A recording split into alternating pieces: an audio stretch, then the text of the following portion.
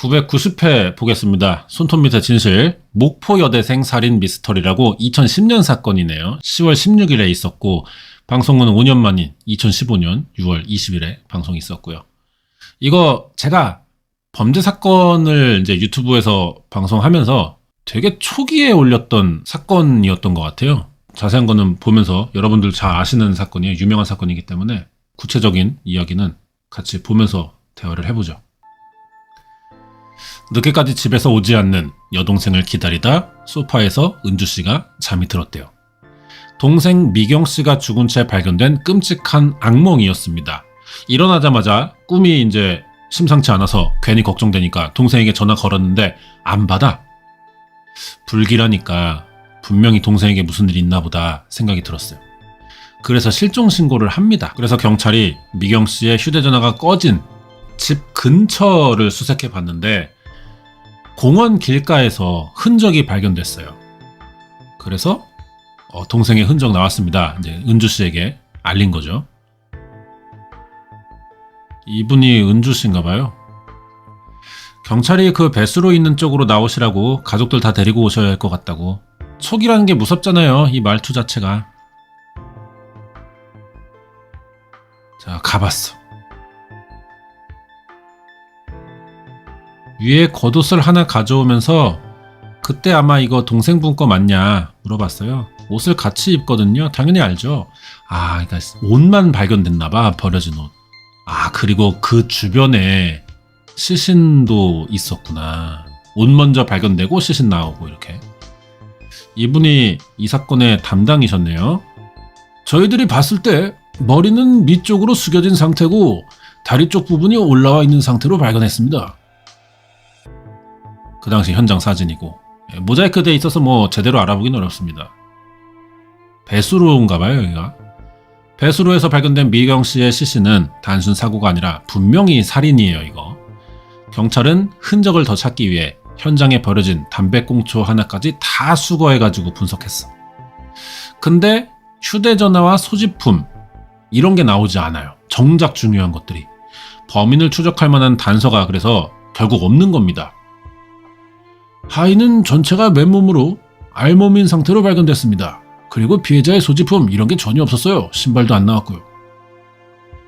시신이 발견된 배수로에서 단서랄 게 없어. 시신 하나야 그냥.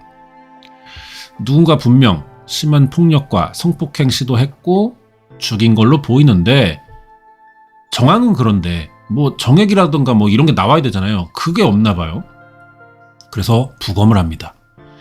왼쪽 눈이 시퍼렇게 멍들어 있었고 목 부분에 손으로 졸랐든지 뭐 빨갛게 눌린 자국이 있었고 이마, 눈, 광대뼈 주위 뭐 시신 여러 부위에서 폭행의 흔적 나왔어요. 사인은 경부 압박이었고요. 여기에 이제 유성우 교수는 몸 전체에 굉장히 많은 우리가 흔히 얘기하는 폭행, 전신적으로 폭행 당했다는 흔적이 있고 무차별 폭행 후에 목이 졸려 사망한 것으로 판단됩니다. 22살이었어요. 졸업도 하기 전 서울에 있는 한 대학병원에 합격한 예비 간호사였습니다. 미경씨가. 미경씨가 주검으로 발견되기 5시간 전 언니는 아르바이트 끝낸 미경씨에게 문자를 받은 적이 있는데 그 얘기 들어보면 고정적으로 하던 아르바이트를 안 한다고 했는데 그날은 말도 안 하고 대타를 나간 거죠. 그리고는 간다는 말 없이 다 끝날 때쯤 문자를 한 거예요. 언니 나 대타 끝내고 간다. 그 문자 내용이 언니 어디냐. 나 지금 집 근처에서 술 먹고 있다. 너는 어디냐 그러니까 아르바이트 끝나고 집에 가고 있다. 공원길로 가고 있으니 금방 봐. 이랬어요. 그게 마지막이었고 사망한 채 발견된 거죠. 시신이 발견된 장소가 아르바이트 장소와 집의 중간쯤 되는 곳이래. 분명히 집에 오다가 누구를 만난 것 같아요. 이러면 거의 데리러 갔어요. 아니면 같이 아르바 끝나는 아이들이랑 같이 버스 타고 오거나 그날은 유별나게 또 걸어오고 싶었나 봐요. 자기가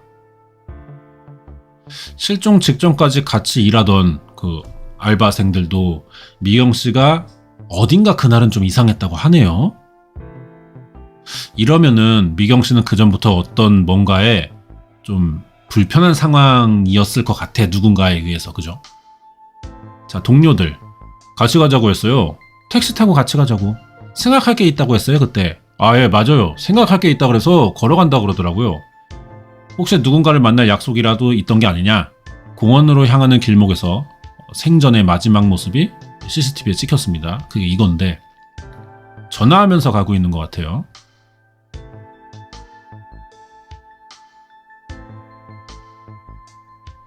주변에 다른 사람이 없죠. 그리고 통화하는 장면이 찍혀 있고 이 시간이 11시 20분. 통화를 누구랑 한 거냐? 몰라. 핸드폰이 나오지 않았으니까. 누군가랑 만나기로 했을 가능성이 좀 있죠. CCTV에 찍힌 공원 산책로에 접어든 미경씨가 한 노부부에 의해 목격됐어요. 집에서 나오셔가지고 한 1시간가량 운동하시고 다시 집으로 돌아가는 길에서 반바지 입고 레깅스 입고 전화하면서 가는 여학생을 봤다 그래요. 근데 이게 평범한 통화가 아닌가 봐. 울면서 전화를 했대. 그리고 목격된 적이 없어요. 그 다음에 이제 5시간 있다가 누군가에게 살해돼서 공원 아래 배수로에 유기됐던 거죠. 그러니까 핸드폰이 사라졌다는 정황상 핸드폰을 가져간 게 범인일 가능성이 너무 높죠. 그리고 그 통화를 했던 사람일 가능성도 좀 있고요. 누구냐는 거지 결국. 3일째입니다 사건. 범인을 쫓다가 이제 단서가 없는 거야. 막막했는데 목포 갓바위 해안가 근처에서 바닷물 빠지면서 의문의 여성 가방이 발견됐어요. 이걸 발견한 사람인데 우리가 여기서부터 이렇게 쓰레기를 수거해 오는데 아줌마가 그걸 보고 말한 거예요. 누군가가 가방 있다 그러면서 막 글 쓰니까 봤더니 물에다 젖었더라고. 해안가 쓰레기 수거하는 공공 근로자들이 발견한 건데 이게 미경씨 가방입니다. 지퍼가 반쯤 열려 있었고 가방 안에는 소지품들 있었겠죠.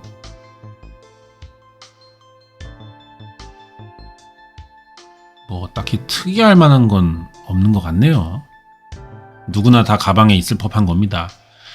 휴대전화 나왔어. 근데 배터리가 분리되어 있습니다. 이건 충분히 의도적이고 그리고 벗겨진 바지, 속옷, 스타킹 물건이 맞는데 미경씨께 원래 가방 안에는 없었을 물건들이죠. 분명히 범인이 벗기고 핸드폰 배터리 빼고 그 다음에 가방에 넣은 뒤에 도망가다가 어디 던져서 버렸던 것 같아. 자, 근데 여기서도 범인의 흔적은 나오지 않습니다. 자, 다시 상황을 좀 정리해 보면은 미경씨가 그날 알바 끝나고 원래 만나기로 했던 친구가 있어요. 친한데 문자를 주고받았다고 그래. 자, 그 친구입니다. 만나기로 했어요. 미경이 아르바이트 끝나고 만나기로 했는데 집안일이 생겨서 제가 취소를 했어요. 그러니까 언니한테 문자를 보낸 거구나. 대신 한 알바 끝나고 집에 가고 있으니 뭐 걱정하지 말아라. 통화 내역 복원해 보니까 이때까지만 해도 별 약속을 잡지 않았어. 이 시간이 언제지? 11시 20분 전이겠죠 그러면? 근데 직후 알바 장소 근처에서 미경씨의 지인이 미경씨 목격합니다. 제가 그랬어요. 왜 걸어가냐 그랬어요. 그러니까 항상 가는 길이래요. 그래 알았어. 조심해서 가 하고 헤어졌죠. 미경씨랑 통화한 건 누군지 혹시 아세요? 저는 그때 남친인 줄 알았어요. 남친이랑 통화하는가 보다 하고 생각했었거든요. 그러니까 대화 맥락상 가까운 사이의 남자일 것이다. 요 정도인 것 같아요. 그러면 뭐 남친 떠올릴 수밖에 없지. 이 통화 기록도 보니까 전화 건 상대가 한 동네에 살며 10년 가까이 같은 교회 다니던 동네 오빠래요. 김씨라고. 통화 끝나고 얼마 지나지 않아 휴대전화기가 꺼졌던 거야. 마지막으로 통화했던 사람이라는 거죠. 그래서 용의자가 됐습니다. 그 당시에. 얘기 들어보니까 처음에 전화 왔었어요. 아르바이트 끝나고 집에 가는 길에 전화를 했다. 가벼운 통화였어요. 그래서 주변 지인들에게 대한 얘기가 좀 대화하다 나왔던 걸로 기억을 해요. 황 씨도 이제 얼마 결혼이 안 남았으니까 그때 내가 목포 내려가면은 우리 얼굴 볼 수 있으면 보자. 그런 얘기요. 그래서 알리바이 확인해 보니까 서울에 있었어 이 사람이. 범인이 아니죠. 그리고 통화 내용도 안부식이었고. 근데 이 황 씨라는 사람의 결혼 소식에 미경 씨가 조금 놀라는 기색이긴 했대. 황 씨가 미경 씨의 첫사랑인 남자였던 거야. 자, 다른 각도의 CCTV입니다. 저 위에 미경 씨가 걸어가는데 통화를 하고 있어요. 통화 시간이 꽤 됐나 봐. 뭐 몇 시간씩까지는 아니겠지만. 이 오빠랑 전화 끊고 다른 사람에게 바로 또 전화를 건 거야. 이게 미경 씨의 휴대전화가 꺼지기 전 마지막 통화입니다. 받은 건 아까 그 동네 오빠였고 자기가 건 건 이게 마지막. 여기에 친구는 전화가 왔어요. 미경이한테. 울면서 전화 온 거예요. 황씨 오빠 결혼한대. 결혼할 여자 있대. 그렇게 말했어요. 이 친구한테 건 건가? 친구에게 첫사랑 황씨의 결혼 소식 말하면서 계속 울었대. 그런데 살해되기 일주일 전 미경씨는 황씨를 만난 적이 있습니다. 친구는 그날 일도 기억을 하고 있어요. 황씨를 만난 직후 황씨에게 정식으로 교제 신청을 받았다. 그래서 미경씨가 꽤 신나 있었대. 자, 그걸 알고 있는 또 다른 친구인데 그 오빠는 맥주 한잔 하자고 하면서 만나서 나한테 뭐 이제 잘해보고 싶다는 식으로 얘기를 했던 것 같고 미경이는 좀 흔들렸던 것 같아요. 아무래도 첫사랑이니까 좀 흔들렸나 봐요. 미경씨가 황씨에게서 결혼을 전제로 교제하자는 얘기를 들었다는 것도 문자 기록을 통해서 확인됐어요. 몇 주 후면 다른 여자랑 결혼이 예정돼 있는 거 아니야. 근데 그 와중에 미경씨에게 사귀자고 한 거야. 숨진 미경씨 몸에서 황씨의 DNA 나옵니다. 결국. 경찰은 황씨를 목포 여대생 살인사건의 유력 용의자로 보고 다시 조사를 시작하죠. 근데 이 황씨는 미경씨 사망하던 그날 자기 목포에 없었대. 그래서 다시 담당 형사한테 그 얘기를 들어보면 그때 당시 신용카드 사용 내역을 확인했습니다 했는데 그때 당시 피해자가 사망한 시점에는 이쪽에 온 사실이 없어요. 경찰은 미경씨를 살해할 만한 동기를 가질 법한 사람들이 있는지 더 찾아봤죠. 자, 그러자 미경씨에게 사건이 있기 전 얼마 전이야 헤어진 남친이 있었어요. 전 남친과 성격 차이 때문에 남씨라는 남잔데 그래서 헤어졌어요. 미경씨가 찾던 거야. 나중에 미경이 친구한테 들었거든요. 미경이를 때렸다 하더라고요. 사귀는 도중에. 이 남자가 집착도 많이 하고 성격적으로 좀 그랬나 봐요. 아, 요 새끼도 좀 의심스럽고요. 근데 그 황씨라는, 물론 결혼이 약속돼 있지만 그 황씨라는 남자가 미경씨에게 사귀자 이 소식을 자기가 알았다면은 자기는 차인 입장에서 좀 열받았다 뭐 이런 이제 동기가 있을 수 있어요. 만나봅니다. 물어봤죠. 남현석. 제가 그 친구랑 177일 정도 만났거든요. 177일 사귀고 제가 헤어짐 당했고요. 화는 났죠. 화는 났는데 제가 그렇게 막 손 찍어 만다거나 그러진 않았다니까요. 여기서 이게 사건이 여러분 보시면 날짜가 2010년 사건이고 그 알은 5년 뒤에 취재한 거예요. 근데 이 남자 보면은 177일이라고 숫자를 정확히 말하잖아요. 지금 아니 여러분은 5년 전에 사귄 사람 며칠 사귀었는지 외워져요? 그때는 외우지. 근데 5년 뒤잖아 지금은. 이 애는 집착을 좀 하지 않았을까라는 의심을 좀 해보면서 넘어갑시다. 6개월가량 미경씨와 교제하다 이별을 통보받은 건 사실이지만 자기는 그래야 될 범행할 이유가 없다. 미경씨가 실종되고 시체로 발견되는 시점까지 자기 알리바이 확실하고 경찰에도 이 사실을 알렸대. 자기가 먼저. 형사 세 분이 오셔가지고 저 찾았어요. 차 수색해야 된다 그래가지고 형사 한 분이랑 저랑 차 갖고 조사를 받았죠. 하지만 아무것도 안 나왔어. 여기서도. 그럼 뭐야, 여태까지 수사 다 허탕이야. 다시 시작해야 돼. 처음부터. 자, 그런데 이분은 국가수 연구원이신데요. 가슴을 닦아보니 오른쪽에서요, 면봉에서 변사자 손톱 그리고 변사자 DNA형과 불쌍의 남성 A의 DNA형이 섞여 나왔습니다. 게다가 정액 반응은 판정 불능으로 나왔습니다. 하지만 YSTR 분석해보니까 이 YSTR형이 일부 일치한 것을 확인했습니다. 참고로 여기에서 이 STR이라는 거는 우리가 그 구미였나요? 그 계모 아동학대 사건 있잖아요. 사망사건. 그거 뭐 사실 알고 보니까 할머니가 애 엄마였다며. 그때 유전자 대조해보려고 검색했던 게 이 STR입니다. 비슷한 방식의 대조 실험을 해봤던 것 같아요. 정액은 검출되지 않았지만 미경씨 몸속에서 손톱과 가슴, 여기서 나온 것과 일치하는 남성의 DNA가 일부 검출된 거야. 숨진 미경씨 몸 3군데에서 발견된 한 남자의 DNA 뭐냐? 부검 전문가는 손톱민 DNA가 죽음 직전 미경씨의 상황을 추정해 볼 수 있다. 이거는 뭐 피부 세포가 묻었다고 봐야 되죠. 목 졸려 죽었으니까. 그때 목 졸리고 있는 거를 이렇게 막 떼어내고 핥히고 꼬집고 막 이런 상황 생겨요. 그러면은 핥혀졌을 거야. 아마 범인에게는 희미하게나마 5년 전이라 이게 취재 당시에는 뭐 거의 안 물었겠지만 손톱으로 난 상처가 100% 없던 걸로 아물지는 않잖아요. 그리고 여자분에게는 굉장히 극한의 상황이었는데 상처가 좀 그래도 꽤 났을 거라고 생각하거든. 그러면 이게 단서가 되는 거죠, 결국은. 분명히 남성이 성폭행을 시도하려고 했고 손톱에서 남성의 어떤 표피가 나왔다는 것 자체가 이분이 적극적으로 저항했다는 겁니다. 범인의 DNA라는 얘기야, 결국 손톱 밑에 있는 건. 이 DNA 검출 때문에 수사가 다시 시작되는 건데 대조만 해보면 돼. 근데 대조군을 어디서 찾냐인데 이러면은 뭐 사망한 피해자 가족, 친척, 같은 학교에서 좀 뭐 일면식 있던 남자, 일하던 곳의 남자, 생활 반경 이내에서 뭐 마주쳐 본 적 있는 남자, 지역 전과자 엄청 많이 수집해가지고 대조해봐야 되는 겁니다. 거기서 나오면 다행인데 자, 이때가 이제 10월 15일이었어요. 좀 추워, 밤이니까.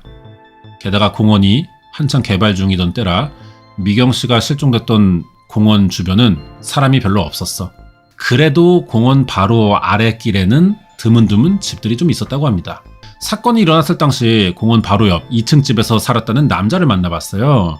이 남자 말을 들어보니까 미경씨가 실종되던 그날 밤 11시 반쯤에 이상한 소리를 자기가 들었대. 이런 비명소리. 4마디 비명소리 한 번 딱 나더니 안 들리더라고요, 그 뒤로. 그래서 뭐 친구들끼리 뭐 장난했나 보다 이러고 넘어갔었어요. 그 시간대는 미경씨의 휴대전화가 꺼진 시점이기도 해. 그럼 미경씨 비명소리였을 가능성 너무 높죠. 그리고 비명소리가 들려온 위치도 시체로 발견된 배수로 쪽이야. 그가 들었던 비명소리는 아무래도 미경씨였을 가능성이 높다. 범죄심리 전문가와 함께 그래서 범인의 윤곽을 한번 좀 만들어내 봅니다.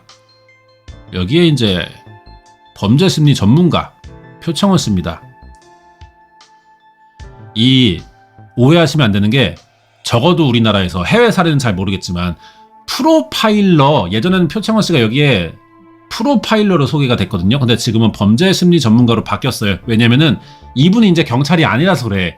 우리나라에서 프로파일러는 경찰 일대 할 수 있는 직업군 역할이에요. 그래서 이수정 교수나 뭐 박지성 교수 이런 분들도 범죄심리학 교수라든지 뭐 사회심리학자 이런 식으로 소개가 되지 프로파일러라고는 말 못합니다. 그래서 표창원 씨도 지금은 경찰이 아니시기 때문에 범죄심리 전문가가 맞죠. 프로파일러의 역할을 수행하지 못해요. 그 역할을 할 줄 알아도 자격이 안 되는 거죠. 대신에 뭐 그런 지식은 있으니까 참고삼아 이 사람의 말을 분석을 들어볼 수는 있는 거지.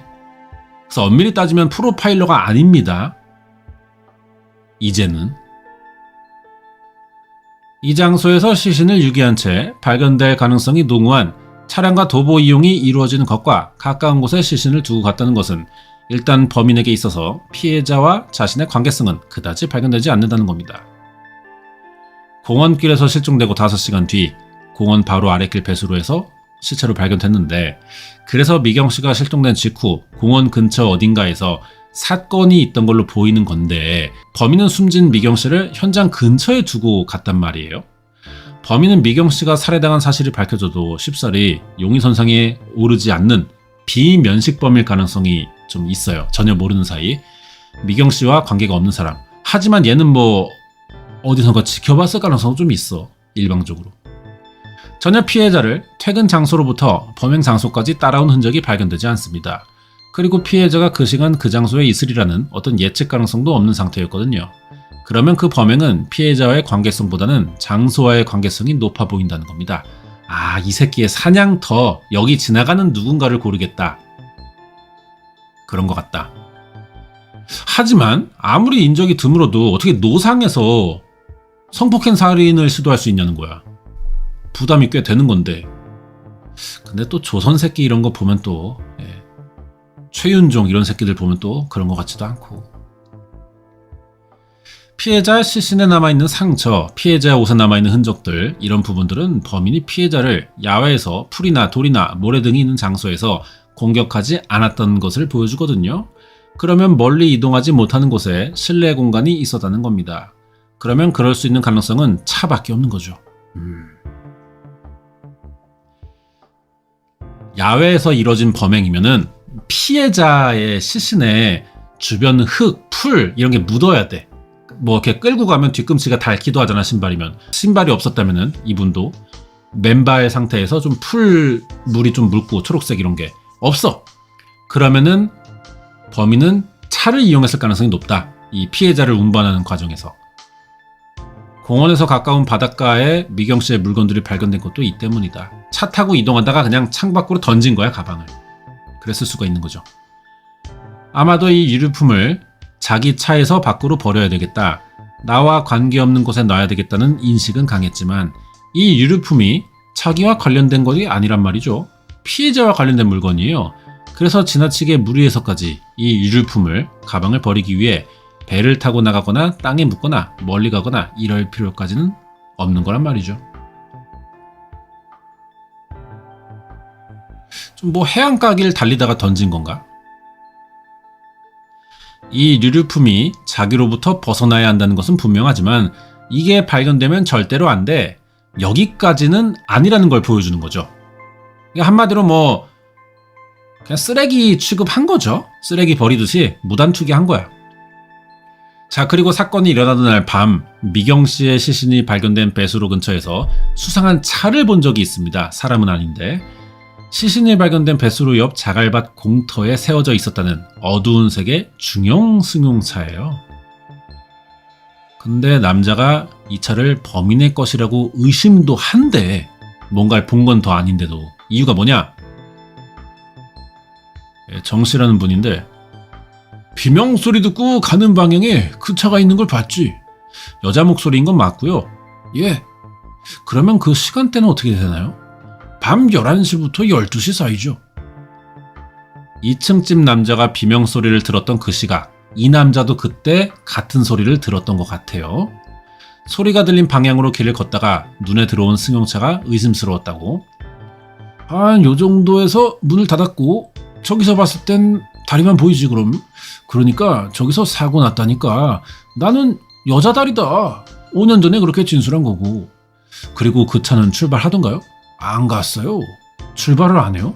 예? 문은 닫고 그대로 있었고요. 네? 차량 뒷문이 닫히던 순간 얼핏 보였다는 여자다리 한쪽. 그날 밤 남자가 본 여자는 혹시 숨진 미경 씨가 아니었을까? 그런데 비슷한 시각, 공원 아랫길로 접어드는 택시 한 대가 있었어요. 경찰이 택시에 부착된 블랙박스를 조사했지만 이미 지어진 뒤였습니다. 이 블랙박스가 계속 녹화되니까 일정 시간 지나면 밀리잖아요. 그래서 사라지는 건데 이 존재를 알았을 때는 좀 사건이 일어나고 꽤 지난 뒤였다는 거죠. 2부 이어서 보겠습니다. 자, 계속 담당 형사. 택시가 사건 장소로 운전을 했는데 뒷면에 나비 모양의 튜닝된 구형 차량이 주차되어 있었다고 그 진술을 하더라고요. 차량을 목격한 그 택시기사는 수상한 차 트렁크 거기 은색의 나비 모양 스티커가 있었대요. 그리고 차량 번호 중에 6이랑 7 정도가 기억이 난대. 나비 모양 스티커가 뭘까요? 근데 일단 뭐 카센터 이런 데 물어보면은 뭔지는 모르겠지만 차종이, 근데 그럴 법하면은 운전한 사람은 차주인은 좀 어린 편일 것이다 이렇게 생각을 하네. 자, 카센터 정비사입니다. 아무튼 뭐 그 당시에 그런 게 스티커가 좀 유행했어요. 지금도 뭐 붙이긴 하잖아요, 동호회 뭐 이런 데서. 그런데 그 당시에는 자기들끼리 만들어서 붙이는 게 많았어요. 그 당시에 이제 그런 식으로 차에 꾸미는 사람들이 한 20대 30대 초반쯤, 그런 나이대의 사람들입니다. 차에 나비 스티커가 뭐야? 뭐 차 로고 같은 건 아니라는 거잖아요. 범죄 심리 전문가도 범인의 연령대는 젊을 거라고 얘기한대요. 이 사건의 범행 방식을 보면 계획적이거나 침착하거나 오랜 시간이 소요된 형태의 조직적인 범죄가 아닙니다. 상당히 급하게 우발적 충동적으로 이루어졌고요. 갑자기 혼자 걸어가는 여성을 공격해서 완성에 이르지도 못할 그런 성적인 행동들을 하고, 그리고 사망에 이르게 한 이런 모습들은 범인의 연령이 20대 내지는 많아도 30대 초반 이상이 되지는 않을 것으로 추정이 가능합니다. 그래가지고 범인이 뭐 무슨 차 동호회 사람 아니냐 이런 말이 나왔던 거야? 자, 경찰은 그래서 나비 모양 스티커가 붙은, 그 나비 모양 스티커 좀 공개해주지. 의심받을까봐 그러나, 괜히 어마한 사람들. 이 승용차 찾으려고 전국의 해당 중형 승용차들을 막 수소문해서 소유자들 DNA 채취하고 미경씨의 손톱 및 DNA랑 비교합니다. 한 1000명 넘게 조사했는데 일치하는 사람은 없어요. 그리고 미경씨의 시신 상태를 본 법의학자는 놀라운 사실이 따로 있다고 합니다. 이분께서는 목 주변에 굉장히 심한 출혈이 있어요. 과도하게 힘이 사용됐기 때문에 목에 출혈이 있고요. 중요한 거는 설골이 부러졌다는 겁니다. 실제적으로 설골이라는 부분은 목 깊숙이 우리가 혀의 끝이 닿는 뼈이기 때문에 안쪽 깊숙이 있습니다. 그 뼈가 부러지는 일은 굉장히 센 힘이 순간적으로 목에 작용했을 때 부러지게 되는 거예요. 범인은 설골이 부러질 만큼 강력한 힘으로 목을 졸라 미경씨를 사망에 이르게 했다. 힘이 좀 세거나 굉장히 극도의 흥분 상태, 이런 게 아니었을까 생각이 좀 듭니다. 이분은 목의 오른편에 손톱 자국이 많이 남아 있습니다. 목의 왼쪽 부분에는 지두흔이라고 하는 우리가 엄지, 지장을 찍을 때처럼 보이는 왼쪽에 손가락 모양이 있고, 오른쪽에 손톱 자국이 있는 걸로 봐서는 왼손으로 이런 강력한 힘이 전달된 걸로 추정해 볼 수 있습니다. 젊고 힘이 센 남자인데 이 새끼 왼손잡이야. 이렇게 좀 생각이 드네요. 그리고 차 동호회 활동을 좀 하지 않았을까. 그리고 우리의 프로 대파일러 이수정, 당시 경기대 범죄심리학과 교수님이 등장하셨는데, 이분은 이제 이 범행 장소와 형태 속에서 범인의 또 다른 특징을 찾아냈다고 합니다. 범행 현장은 발각 가능성이 있는 상당 부분 위험한 지역이에요. 범인 입장에서 보면 옆에 주택가도 있었고 그런 지역이었음에도 불구하고 욕정을 참지 못해서 본인의 생각을 행동으로 마냥 옮길 만한 사람이라면 며칠에 걸쳐가지고 계속 배회를 하면서 적당한 사람이 있는지 찾아보거나 목격자, 예컨대 배회하는 남자를 목격한 사람이 있지 않을까 하는 의심을 갖게 되는 거죠. 성적 충동을 참지 못한 범인이 범행 대상을 꽤 오래 찾아다녔어. 그러다가 이제 만난 게 아니냐. 그렇다면 그렇게 돌아다닌 동선이 길어질수록 목격자도 좀 나타날 수밖에 없잖아요. 사건 전 수상한 모습을 본 사람이 없냐 찾아보는 거죠. 분명 범인인 것 같다고 했습니다.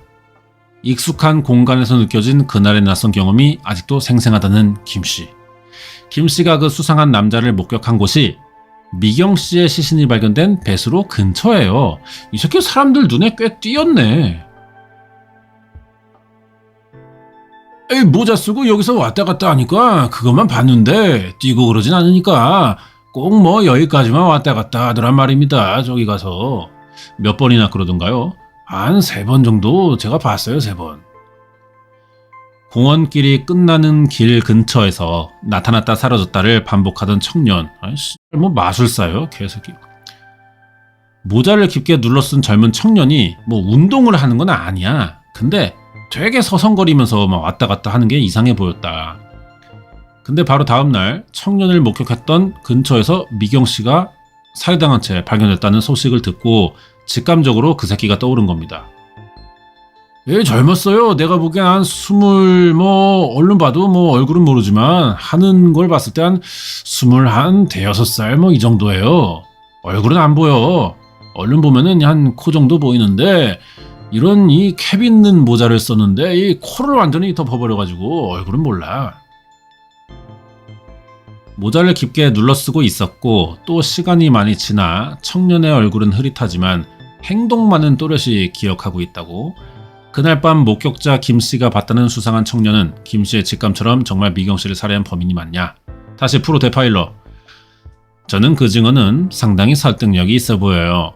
예컨대 본인의 신분을 숨기기 위해 모자를 깊게 눌렀었다는 것, 젊은 건장한 남자였다는 것, 그리고는 그 주변을 걸어다니면서 상당히 수상하게 여기도록 행동을 했다는 거죠. 일반적으로 성폭행을 염두에 둔 사람으로 차량에 내려서 주변을 배회하면서 누군가 혼자 방어하지 못할 만한 조건으로 도보를 걸어가는 사람을 아마 찾고 있었을 거예요. 김 씨가 목격한 청년이 사건을 예측했던 범인의 모습과 상당히 유사해 보인대요. 혹시 미경 씨를 살해한 범인일지도 모를 그날 밤 김 씨가 목격했던 청년의 모습을 최면으로 다시 한번 기억해내 봅니다. 얼굴 한 번 더 보세요. 눈은 보이나요? 안 보여요. 입술은 어때요? 입술이 짧아요. 턱선은 어떤가요? 쭈뼛한 것 같아요. 얇은 입술에 턱선이 날렵하다. 좀 마른 체형일 수도 있겠네요. 대부분의 얼굴을 눈은 모르지, 모자 썼으니까 안 보이는 건 기억 못해. 봤는데 잊어버린 기억을 되꺼내는 거기 때문에 코 밑에는 좀 기억을 하는 것 같아. 옷차림새는 어때요? 쥐색깔 남방 같아요. 이제 바지 쪽 한번 봐보세요. 바지 색깔이나. 회색 같기도 해요. 회색 같기도 해요. 네, 면바지 같아요. 남자는 어두운 쥐색의 남방 셔츠에 어두운 회색 계통의 면바지. 김 씨는 최면 전보다 많은 걸 떠올렸지만 얼굴을 정확히는 모릅니다. 이제 사건을 해결할 수 있는 마지막 단서는 미경 씨가 손톱 밑에 남긴 다잉 메시지, 범인의 DNA입니다. 지난 2012년 10월 17일 새벽 24시간 영업을 하는 청주의 한 해장국집에서 잔인한 살인사건이 있었어요. 피해자가 혼자 영업하며 식당을 지키던 60대 여종업원입니다. 범인은 그날 새벽 식당을 찾았던 남자 손님이기도 해요. 1시간가량 식사하며 기회를 엿보던 범인은 피해자가 잠시 쉬는 사이 CCTV 사각지대에서 살인을 저지릅니다. 끔찍한 살인의 목적은 금고 안에 있던 현금 18만원. 더 놀라운 건 살인 이후 태연하게 자기 흔적을 지우는 범인의 행동이었어요. 아 맞아, 이거 나 알아.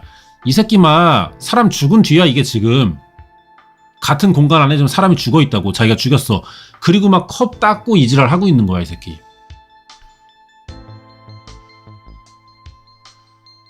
봉지를 둔 그는 자신의 손이 닿았던 소주잔, 물잔, 숟가락, 젓가락, 해장국 담겨있던 뚝배기까지 봉지 안에 쓸어 담습니다. 근데 이토록 치밀하게 자기 흔적을 지운 범인은 의외의 곳에서 걸렸어요. 깍두기를 쳐먹었어.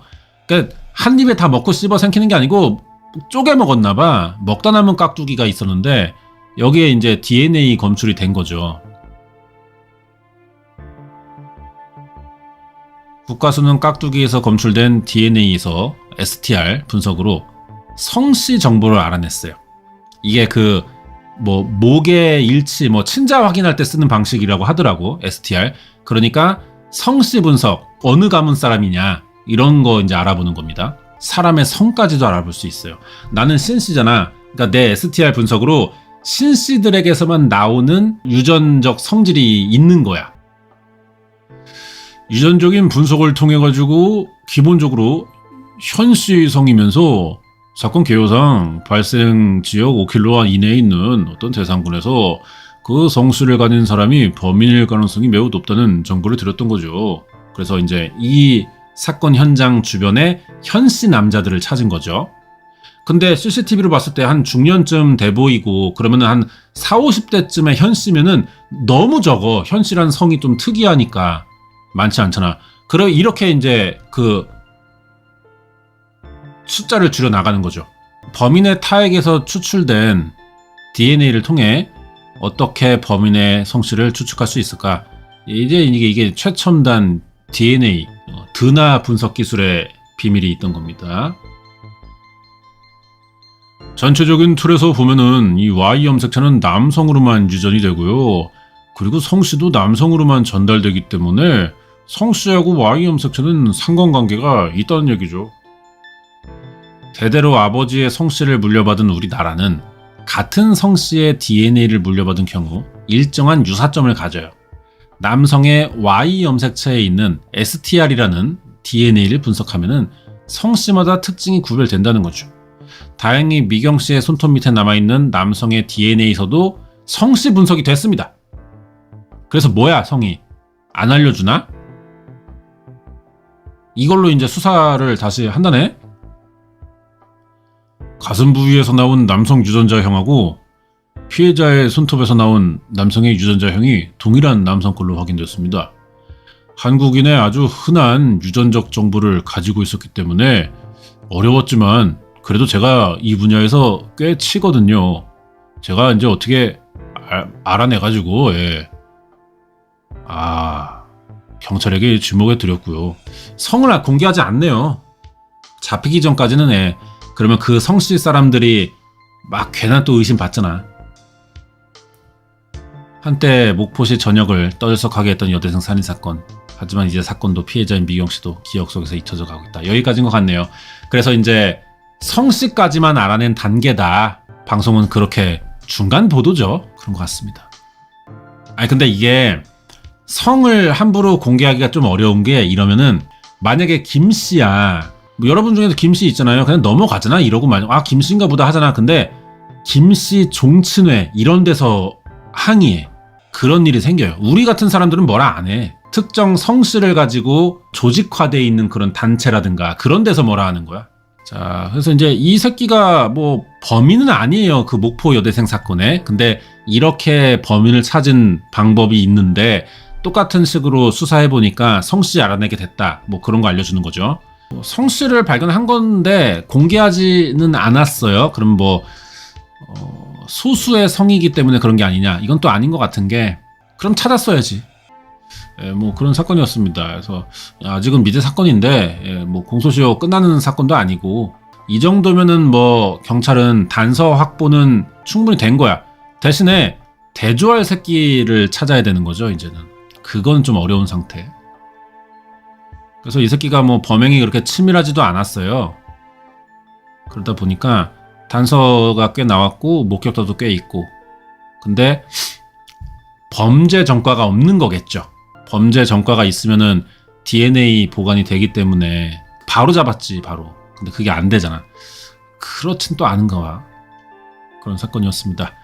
네, 오늘 990회 리뷰해봤습니다. 손톱 밑의 진실, 목포 여대생 살인 미스테리라고 하는데 짧게 임팩트 있게 방송이 나왔던 것 같고요.